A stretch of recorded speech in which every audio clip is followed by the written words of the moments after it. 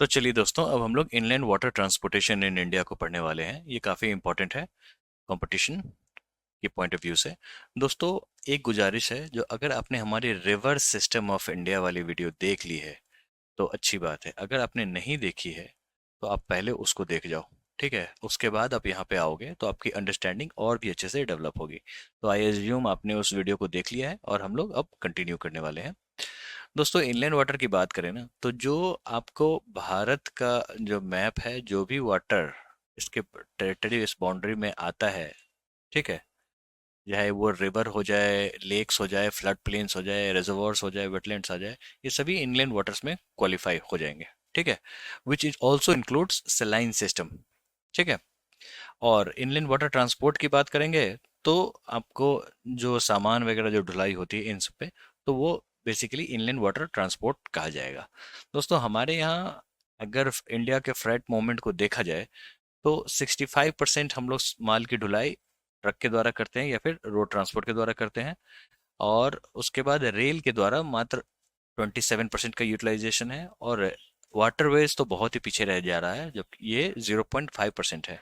जबकि वाटरवेज बहुत ही इफेक्टिव है, कॉस्ट इफेक्टिव बहुत ही अच्छे से है। दूसरी चीज, ये आपको पोल्यूशन भी बहुत ही कम करती है। और फिर भी अंडर यूटिलाइज इसलिए है क्योंकि अभी हम लोगों ने इसकी नेविगेशन कैपेसिटी को अच्छे से टेपर नहीं किया है। चलिए, हम लोग थोड़ा सा इंडिया का नेशनल वाटरवेज देखेंगे। दोस्तों, ये वाला जो मैप है यही आपको बेस बनाना है, आपको इसी के थ्रू सारी चीज़ों को याद कर लेना है। और आपको थोड़ा सा मैं ओवरव्यू दे दूं। जो इंडिया का जो नेशनल वाटरवेज है ना, वो आपको उसकी अथॉरिटी है national waterways authority of India, IWAI, जो कि 1986 में अस्तित्व में आई। इसके और ये आई जब एक्ट जो बना था वो 1985 में बना था, और उसके बाद 1986 में ये अथॉरिटी बनी। और इसका हेडक्वार्टर नोएडा में है। इसका हम लोग एक स्लाइड रखे हुए हैं, वो भी आपको देखने को मिलेगा। ठीक है, फिर टोटल 5 थे नेशनल वाटरवे ऑफ इंडिया। और उसके बाद 2016 में नेशनल वाटरवेज एक्ट आया और इसके तहत 106 और ऐड कर दिए गए। और टोटल 111 अभी officially notified inland national waterways आपको देखने को मिलेगा for the purpose of inland water transport. चलिए, अब एक बार हम लोग नेशनल वाटरवेज को अच्छे से पढ़ लेते हैं, क्योंकि यही आपका मेन स्लाइड है। आप इसको गौर कर लेना। देखो, ये हमारे यहाँ भारत में आपको ये पता है, जो गंगा रिवर यहाँ से निकलती है, ठीक है, अलकनंदा और भागीरथी मिलती है तो फिर वो गंगा बन जाती है। और वो आपको बगल से यमुना बहती है और दोनों आके इलाहाबाद में मिलती है। तब तक ये नेविगेबल नहीं माना गया है। नेविगेबल कहाँ से माना गया है? तो आपको यहाँ से इलाहाबाद से लेके हल्दिया, हल्दिया जो है आपको रिवराइन पोर्ट है, वो भी नहीं कहेंगे, ये एक्चुअली में डॉक कॉम्प्लेक्स है। अगर आपने हमारी पोर्ट्स वाली वीडियो देख ली है, जिसमें टोटल हमने 13 पोर्ट्स पढ़ाए हैं, तो फिर आपको पता चल गया होगा जो हल्दिया पोर्ट जो है वो बेसिकली डॉक कॉम्प्लेक्स है, जहाँ पे हल्दी रिवर आके मिलती है। ठीक है, तो फिर ये जो 1620 किलोमीटर का जो स्ट्रेच है ये नेविगेबल है और ये नेशनल वाटरवे 1 है। ठीक है, और जो कि हल्दिया टू इलाहाबाद है, 1620 किलोमीटर का स्ट्रेच है। और ये स्टेट कौन कौन से कवर करता है? तो यूपी, बिहार, झारखंड एंड वेस्ट बंगाल। ठीक है, ये हो गया नेशनल वाटरवे 1। ठीक इसके बगल में नेशनल वाटरवे 2 है, जो कि ब्रह्मपुत्र रिवर पे है, जो कि धुबरी टू सदिया है। ठीक है, ये सदिया रहा, ये धुबरी रहा। और ये 891 किलोमीटर का है। स्टेट कवर की बात करते हैं तो आसाम, वेस्ट बंगाल, और अरुणाचल प्रदेश एंड मेघालय, इन सभी को ये कवर करते हुए चलता है। ठीक है, उसके बाद नेशनल वाटरवे 3 को देखते हैं। ये है आपको वेस्ट कोस्ट कनाल, जो कि कोलम टू कोट्टापुरम, जैसा कि आप यहाँ पे देख सकते हैं। ये रहा आपका। ये आपको पता होगा, जो रिवर के साथ साथ कनाल का भी यूटिलाइजेशन होता है नेशनल वाटरवेज को आइडेंटिफाई करने में और बनाने में। ठीक है, नेविगेशन क्रिएट करने में। तो कोलम टू कुट्टापुरम जाना होगा तो वेस्ट कोस्ट कनाल का यूटिलाइजेशन है। इसके साथ साथ इसमें उद्योग मंडल और चंपकर कनाल भी आपको देखने को मिलेगा। ठीक है, total length 205 kilometre, state served only Kerala. चलिए, अब आते हैं चौथे नंबर पे। ये आपको लेंथ के हिसाब से दूसरे नंबर पे 1078 किलोमीटर लेंथ के हिसाब से सबसे बड़ा है नेशनल वाटरवे 1। हमने आपको एक टेबल दे रखा है जो कि लेंथ वाइज भी अरेंज्ड है, तो आप उसको भी देखेंगे, हम लोग साथ में देखेंगे उसको। नेशनल वाटरवे 4 की बात करते हैं तो गोदावरी, कृष्णा और कनाल्स का यूटिलाइजेशन होता है। देखो, यहाँ से आई गोदावरी, यहाँ से आई कृष्णा, ठीक है, और यहाँ से काकीनाडा कनाल है, यहाँ से इलुरु कनाल है, और ये जो मेन कनाल आपको दिख रहा है ये है बकिंगम कनाल, जो डेवलप किया गया है, ठीक है। 1078 किलोमीटर का ये नेविगेशन क्रिएट किया गया है, जो कि आंध्र प्रदेश, तमिलनाडु और यूनियन टेरिटरी ऑफ पुडुचेरी को कवर करता है।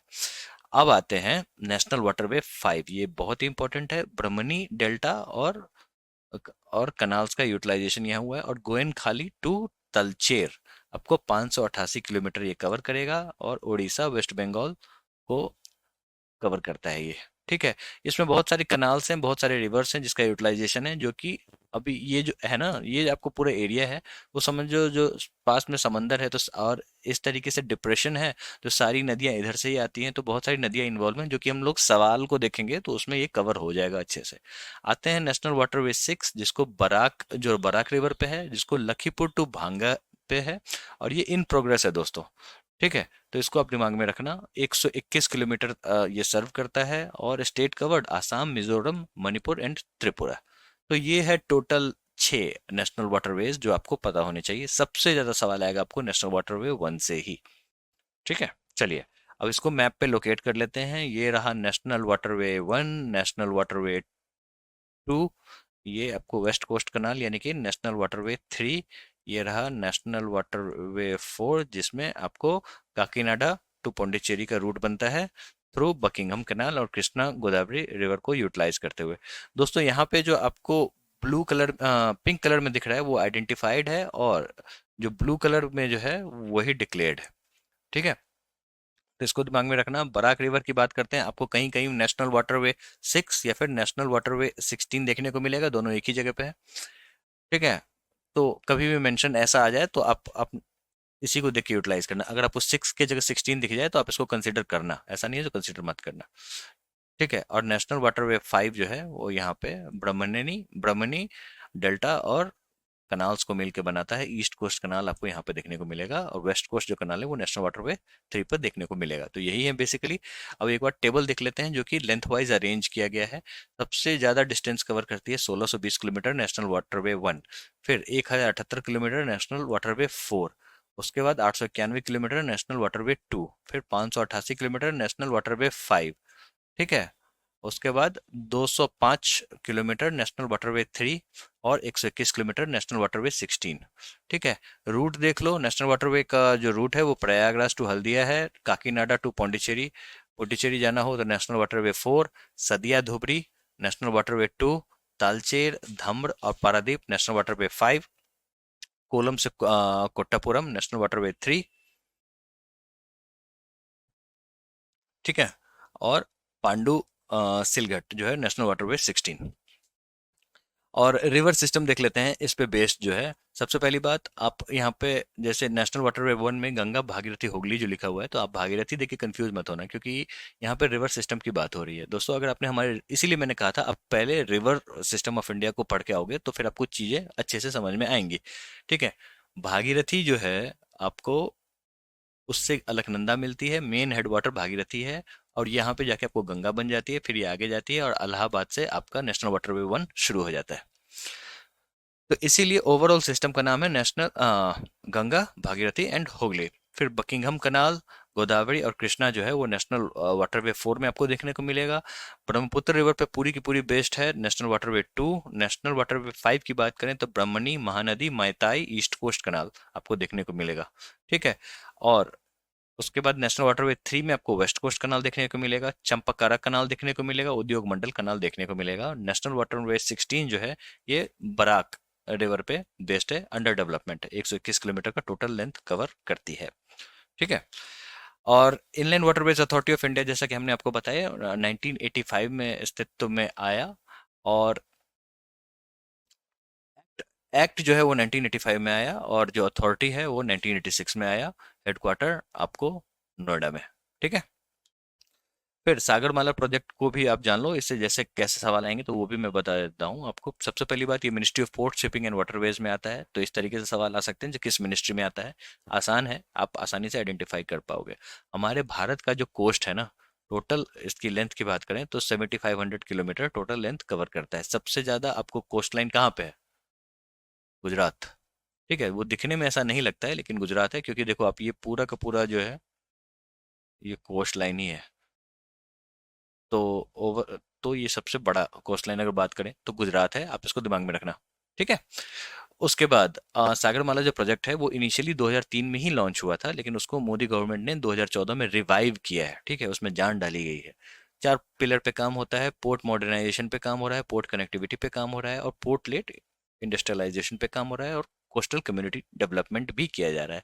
14 कोस्टल इकोनॉमिक जोन्स आइडेंटिफाई किए गए हैं, और जिसमें 30 प्रोजेक्ट्स को लिंक किया गया है। इसमें से एक और प्रोजेक्ट है जिसका नाम है सागरमाला सी प्लेन सर्विसेज। ठीक है, ये भी सागरमाला के थ्रू ही ये प्रोजेक्ट कैरी होगा। उसके बाद जल मार्ग विकास प्रोजेक्ट, अगर आप नेशनल वाटरवे 1 पढ़ रहे हो तो इसको मत भूलो। ये वर्ल्ड बैंक के साथ में हेल्प में ये स्टार्ट किया गया था, और 2014 में इसका अनाउंसमेंट हुआ था फाइनेंस मिनिस्टर ऑफ इंडिया के द्वारा बजट स्पीच में। चलिए अब हम लोग प्रीवियस ईयर क्वेश्चंस लगा लेते हैं और आपको इससे क्लैरिटी मिल जाएगी। ठीक है। How many national waterways are there in India as per the national waterways act 2016? Extremely important question. The right answer is 111। पहले 5 हुआ करते थे, और उसके बाद आपको टोटल अभी 111 हैं, क्योंकि 2016 में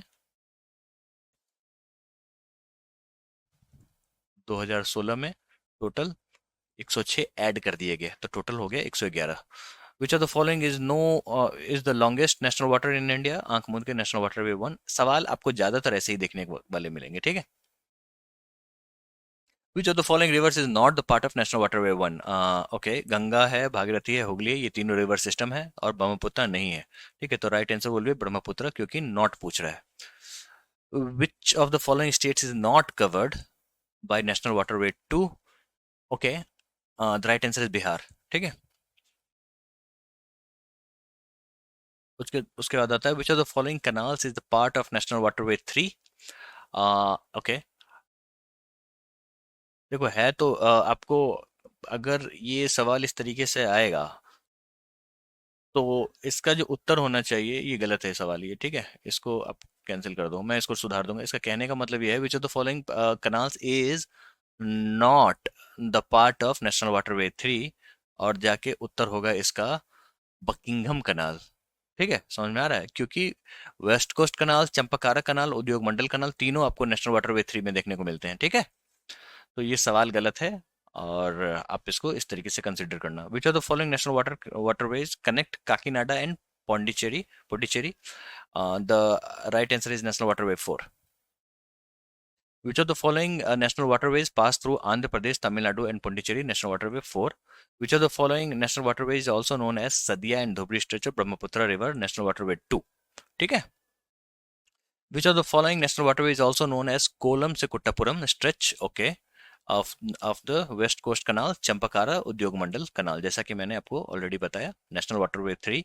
विच of the following national waterway is also known as Talcher Dhamra stretch of Brahmani, खासुरा, Tantighai, Pandua, Nala Dudhai, Kani Dhamra river system? Okay, the right answer is national waterway 5। जैसा कि मैंने आपको बताया था इसमें बहुत सारे रिवर इन्वॉल्व हैं।